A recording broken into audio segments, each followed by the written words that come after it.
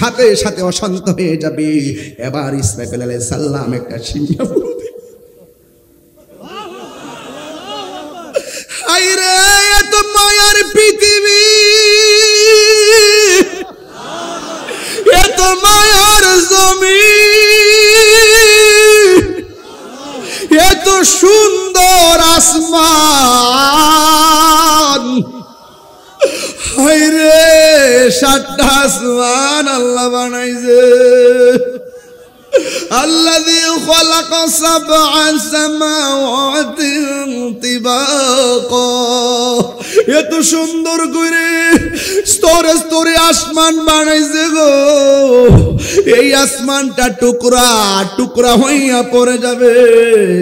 মানুষ বলবে ওয়াকাল আল ইনসানু মালাহা, আল্লাহু আকবার কথা কেন? যারা বলতেছেন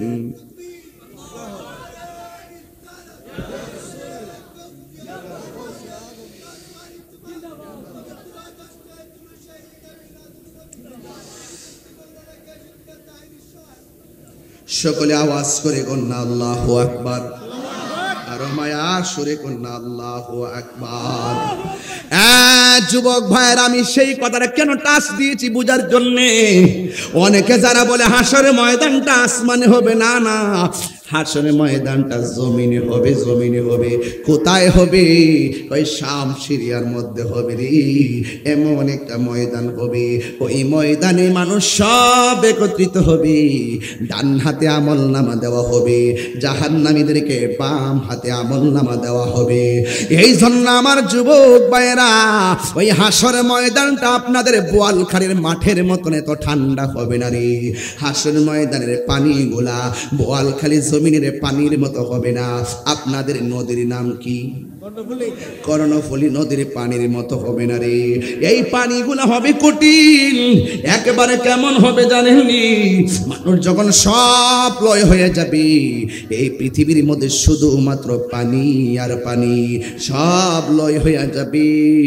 ওই পানি আবার শুকাইয়া যাবে রে, একেবারে চৌচির হয়ে যাবে। নাই নাই, পৃথিবীতে কোনো আওয়াজ নাই, কোনো পাখির আওয়াজ নাই, কোনো কলতান নাই, সাগরের গর্জন নাই, মানুষের কোলাহল নাই, হাট নাই, বাজার নাই। এমন নীরব ভাবে মানুষ যার যার জায়গায় পড়ে থাকবে। কেউ আগুনের মধ্যে ছাই হইয়া পড়ে থাকবে, কেউ নদীর মধ্যে হাড্ডি হইয়া পড়ে থাকবে, কেউ কবরের মধ্যে পড়ে থাকবে। এখন প্রশ্ন হলো, হুজুর, হিন্দু গুলারে তো আগুন দিয়া পুরাইয়া উড়াইয়া দিছে, আবার তো দেখা যায়